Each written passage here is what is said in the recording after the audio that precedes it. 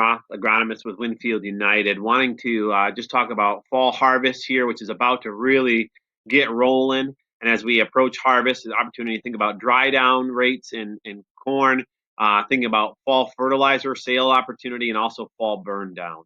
So let's start with just corn dry down and what do we expect? So in mid to late September, we can be expecting about 3/4 to about 1% of moisture loss per day. And then obviously the later we get with cooler temperatures and less sunshine, we're going to see that grain moisture loss per day decrease. So in early to mid October, maybe a half a point to 3/4 of a point per day, down to about a quarter to a half a point in late October to early November. And then mid November, very little grain dry down just because of lack of temperature and not a lot of sunshine also. So the research out of Ohio would state that we can expect about 1 point of moisture loss for every 20 to 30 GDDs that we accumulate. So that's another way to think about it. You can think about it per day based on what your average, where you're at on the calendar, but sometimes you get these swings, right, in terms of temperatures that don't necessarily line up perhaps with what is normal for the season. And so thinking about it in terms of GDD accumulation, about 20 to 30 GDDs to reduce a point of moisture.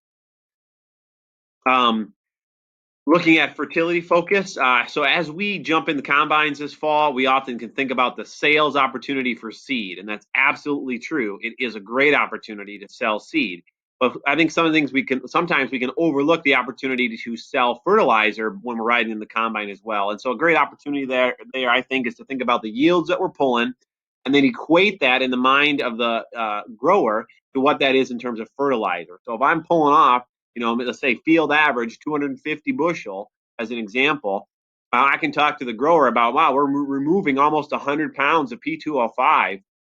That's about 180 pounds of MAP that we're taking off the field right now. Similarly in beans, right? If you had a great yield, 80 bushel beans, you could talk about 70 pounds of P2O5 being removed. Well, what is that in terms of fertilizer though? Because that's what a grower is really going to think about 130 pounds of MAP being removed. And so using that opportunity for MAP, obviously also using that same thing for potash. So, in 250 bushel corn, going to be about 115 pounds of potash. 80 bushel beans going to be about 175 pounds of potash.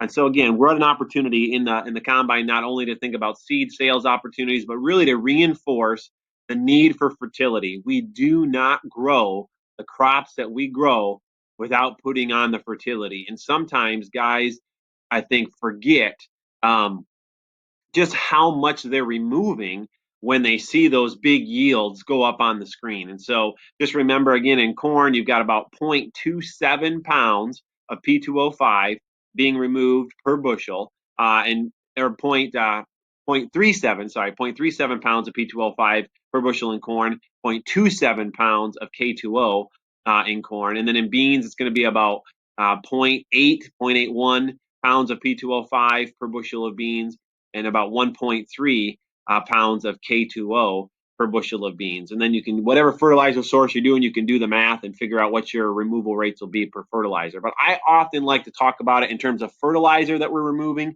because that's the most relevant to the grower. The other opportunity we have to think about as we ride in combines is to talk about fall burn down. So not only does 2021 begin right in the combine in the fall, talking about seed sales, seed selection, and also talking about fertility, it also begins with weed management. And so you see a great picture here looking at no fall burn down versus fall burn down applied on the right.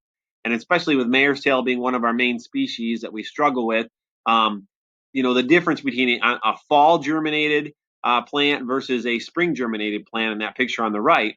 And you can see that the top growth is not that different, but man, the root growth underground is quite substantially different. And that's why sometimes we get a challenging spring and we get sizable mare's tail. We can struggle to control them with 2,4-D especially. And so good opportunity to think about the value of fall burn downs in controlling weeds, keeping our fields clean, also knowing that weedy fields attract insects like cutworms, so we can have less insect pressure by keeping fields clean. But by and far, I think the most important thing for fall burn down is to talk about early planting, right? We know that we achieve higher yields by getting stuff in the ground early when conditions are right. Well, those conditions being right are going to be favored when the fields are clean.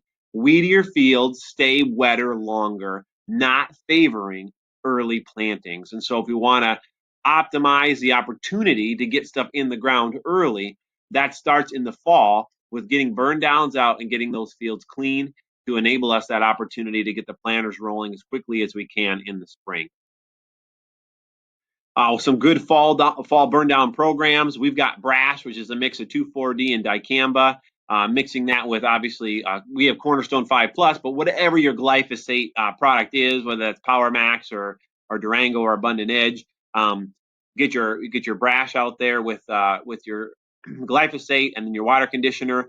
That's a great program, especially if you're applying later into maybe late October into November when you're not going to necessarily need any kind of residual. We generally don't want to put a lot of residual dollars in our fall burn downs. We want to save our residual dollars for the spring.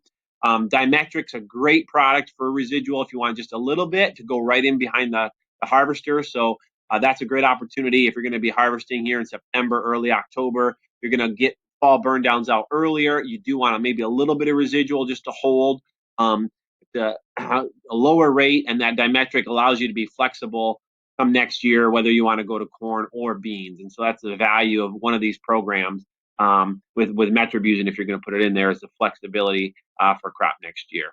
So with that's really all I wanted to share quickly on those topics as we jump in the combines and things get rolling this fall. Wish you all a happy harvest and yeah, enjoy this beautiful weather that we've got. Take care.